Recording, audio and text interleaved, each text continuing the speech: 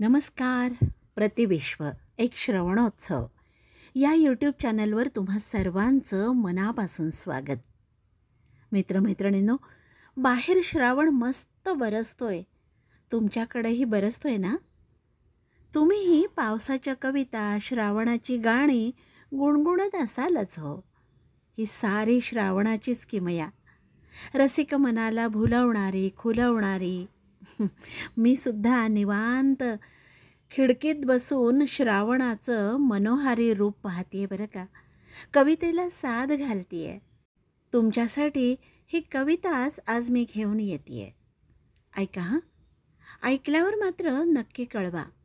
Comment बॉक्समध्ये अभिप्राय लिहा. सबस्क्राईब केलं नसेल तर सबस्क्राईब करा. लाईक आणि शेअर करायला विसरू नका, ही नम्र विनंती. हां, आता कविता वाचते. हिरव्या ऋतूचे गाणे. बाहेर बरसतो रिमझिम श्रावण, बाहेर बरसतो रिमझिम श्रावण, मनातल्या रानात भिजतो कसे आपण. खिडकीत दिसे नाजूकशी जाई, खिडकीत दिसे नाजूकशी जाई, गंधभारित वारा मंद झोके घेई.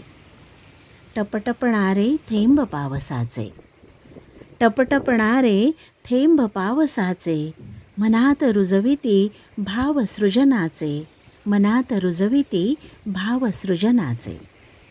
हिरव्या झाडांची गर्द हिरवी पाने, हिरव्या झाडांची गर्द हिरवी पाने, त्यावर लिहित बसते हिरव्या ऋतूचे गाणे, त्यावर लिहित बसते हिरव्या ऋतूचे गाणे.